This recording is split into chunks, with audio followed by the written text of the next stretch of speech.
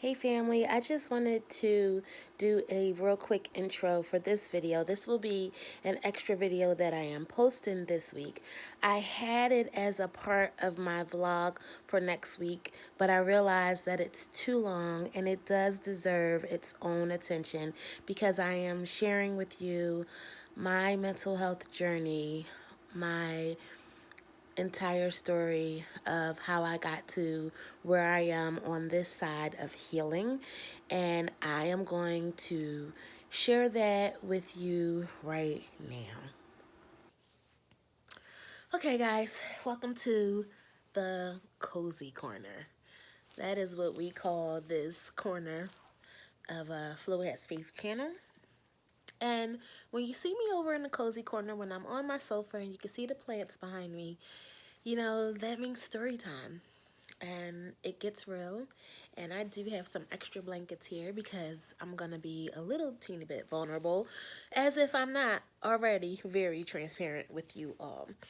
So, as I was telling you on the ride home, I'm excited because I was invited to participate in a gallery portrayal event, and it's really something that I've never heard of. It is for people that work in mental health or who are advocates for mental health. And if you've been rocking with me, baby, you have heard me express the importance of tending to my own mental health. We all need to tend to our mental health.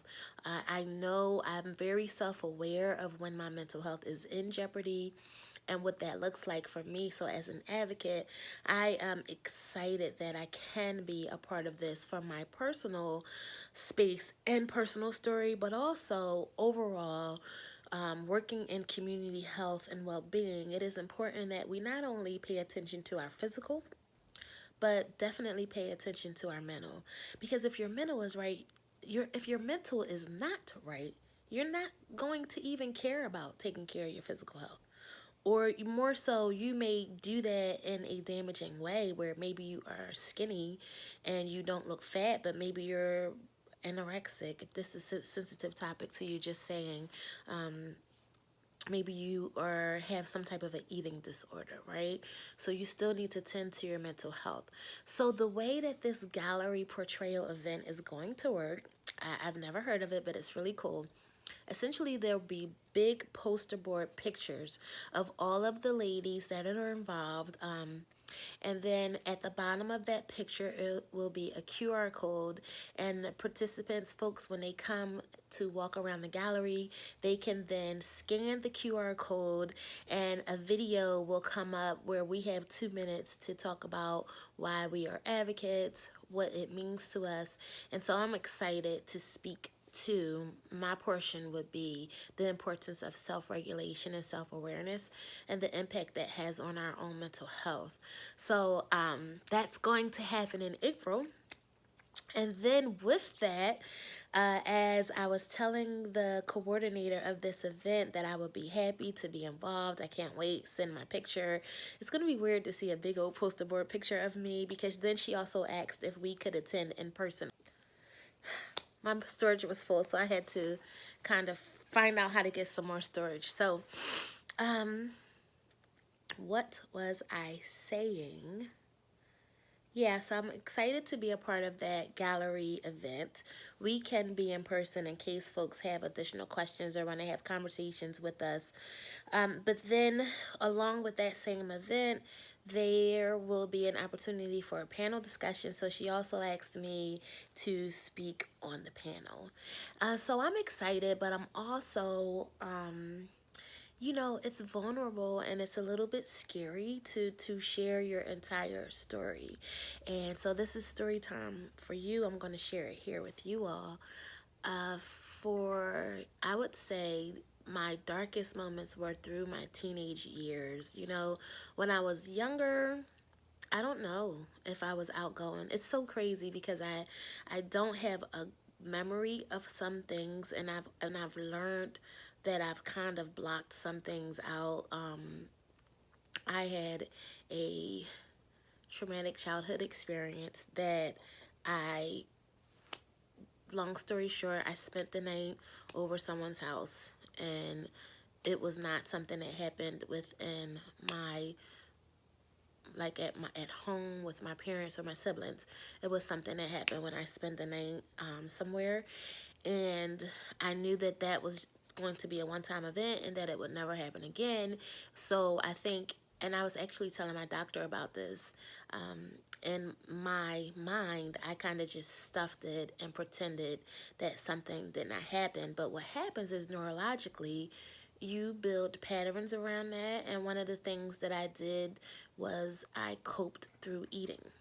And when you have an experience like that, even if, I think my part, I downplayed it because I knew that I still had a good family and a good home. And I never really thought, I think I did not think on the surface that something like that could ever happen again. But at that time, it made me struggle with trusting people and struggle with a whole bunch of issues that behaviors and habits and patterns form into adulthood that I was not as aware of that I am aware of now. Attachment styles, love languages, learning all of these things about you and going through therapy really helped me have a better understanding of that. So there's a lot of things that I don't remember from childhood because I tried to block something out that did happen that I didn't want to remember. And then I would say through my teenage years, I just really had really dark moments. I mean, I really was at a time period where I was really suicidal. And I even went to my mom and explained, and I don't remember what I said, but I remember having a conversation. I don't know if I said I don't want to live anymore. I don't know what I said.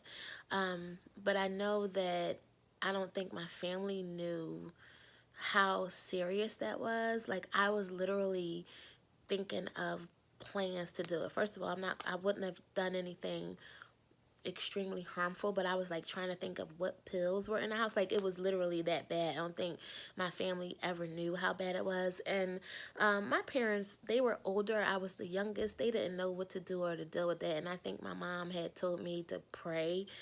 And I remember being so hurt that that was the answer. But knowing what I know now, that was really when I just was like, God, if you're real, if you are real, I need your help. And that is really when I formed my relationship with Jesus stronger. I was about 14 years old. But I still struggled. And it's so funny because there are moments when, my son is a blessing. He is such a blessing because when I hear the stories of people like, every little girl dreams of the wedding, and every little girl dreams of having a family and being a mother, and things like that. And I think that that may be one reason why it took me so long to figure out what I was going to do with my life and my career, because I did not have those memories. And I think that part of it was because I had stuffed something that happened. I pretended like it didn't happen, and then it kind of made me have really low self-esteem about myself. And then I had moments of being bullied. I got bullied in dance school. I got bullied in middle school. I mean, I just had a lot of moments of bullying on top of all of that. And I really didn't want to live. And so I had a lot of dark times in my teenage years. I really did struggle. And I don't remember having those moments. Like, I want to grow up and be somebody's wife. I want to grow up and have two, three. I just was like, I don't know if I'm going to be alive. I I want to make it to Friday. Like, I do not have memories. You have never heard me say out my mouth, I knew that I wanted to have two, three kids. I just don't have those memories. And I'm just being honest about my story. And I know that my family watches this channel, so some of this may be difficult for them to hear, but it is the God's honest truth. And it is why I had struggled with my mental health for so long. And so even though I felt like I was saved when I got baptized when I was younger, my relationship with God just grew more and more. And I could say in hindsight, I know why, the devil wanted to take me out. He didn't want me to be on YouTube talking about Jesus, encouraging other people, right? So what I've learned is through forgiveness and through healing, I've forgiven anything that has happened to me, from what happened, the traumatic experience, from bullying, from I've forgiven everything. But what happens is you now have to reprogram and deal with the patterns and the habits that you have created, because your mind, when something happens to you like that, when you're so young, that's how your body copes to survive, because these things shouldn't be happening to a child. So to survive and cope, your body just goes into survival mode. And when you are healing and coming on the other side of forgiveness, you have to have an understanding that we're not in survival mode anymore.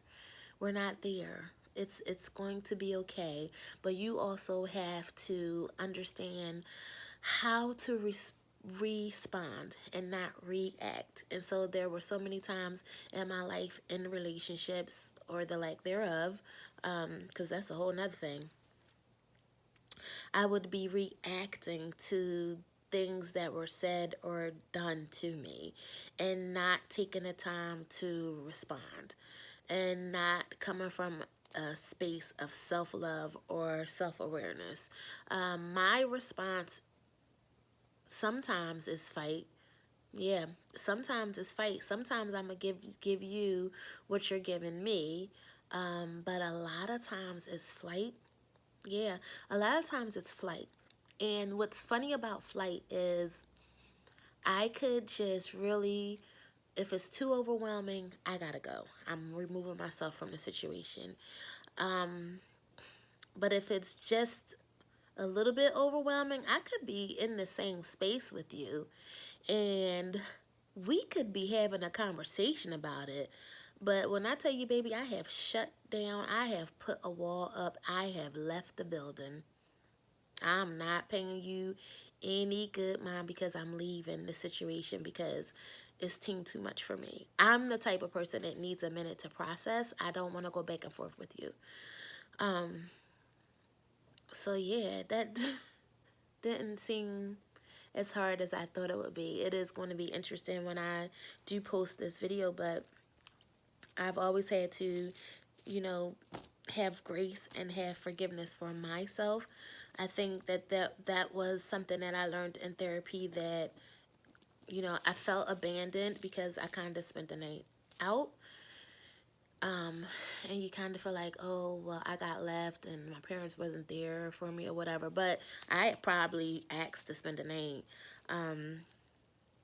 But also, you carry, when something like that happens to you so young, you carry a certain level of shame and self hate in a way.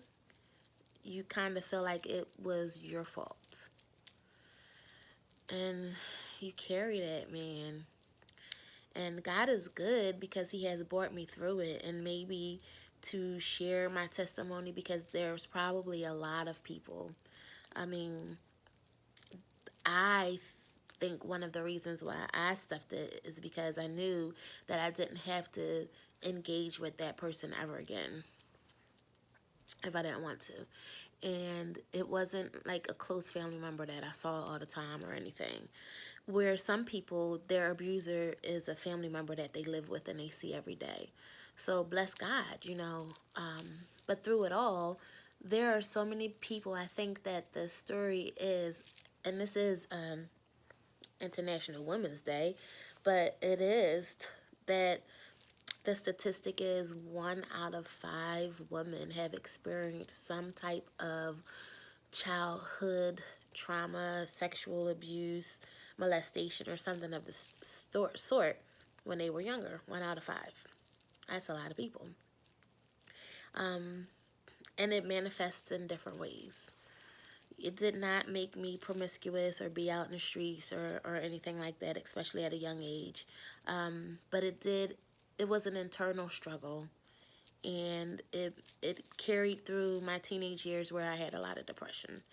And I honestly am thankful to God that years later, I am in a space and an opportunity. I have an opportunity to share my story so that other folks can know that there is healing on the other side. And I am still walking through that. Um, and I think it's important to have people who have gone through it, because people who haven't gone through it don't understand.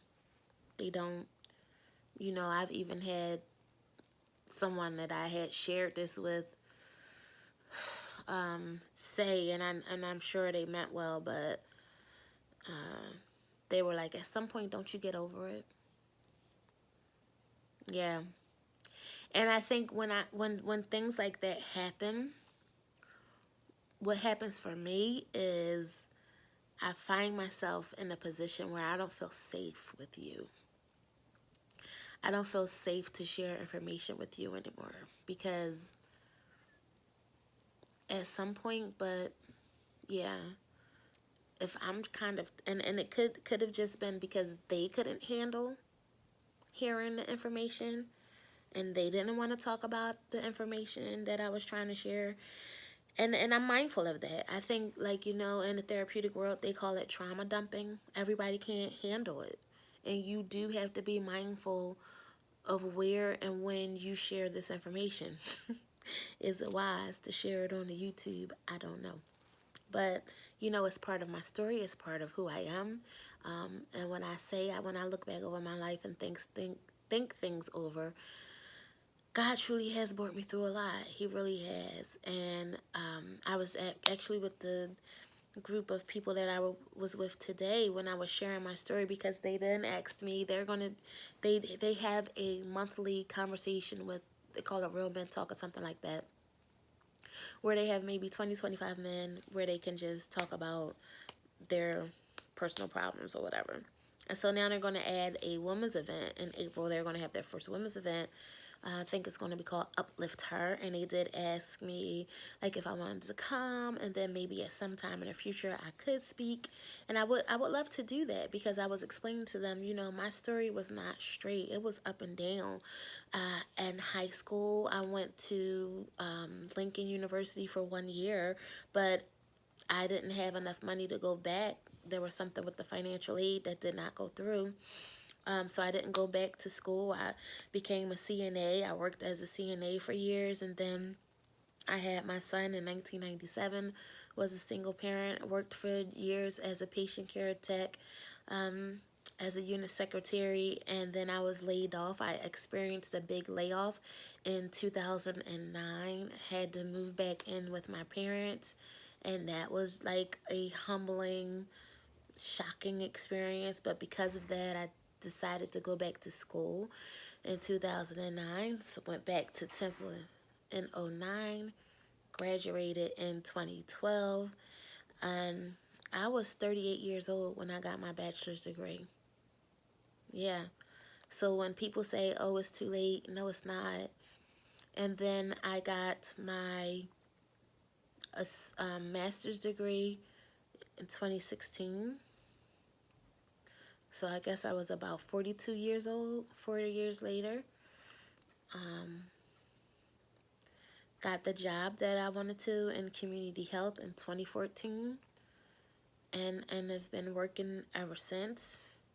Went from a health educator to tobacco treatment specialist, injury prevention coordinator, manager of community health outreach, and now I'm the director of the community wellness. So it's been quite a journey, and this is just, I thought, man, I was so dramatic. I can be so dramatic, man.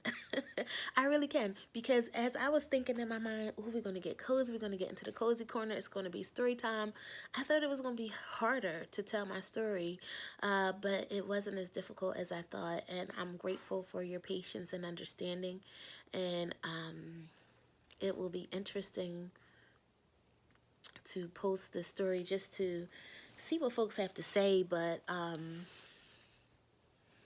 it adds to the weight struggles, right? You know, I've always used food as a tool to soothe, and so when I started to embrace my weight loss journey, I think with any other addict, if they get off of drugs, if they stop smoking, if they stop drinking, you now have to feel all of the feelings that you've tried to stuff. You have to feel things that it's like taking a pacifier from a baby. It really is. And that is a journey in and of itself. And then while you're on the journey, other things happen. Concussion happened last year. This year it's a knee injury. And you have to navigate through that. And I would not, could not, won't not do it without God, without Christ, without the Holy Spirit, without scripture, without just community. Hey guys, as I am editing this video, I did run out of memory and that's why it cut short, but you got the gist of it. And thank you so much for watching. Like, comment, and subscribe, and feel free to share. All right, I'll see you next week.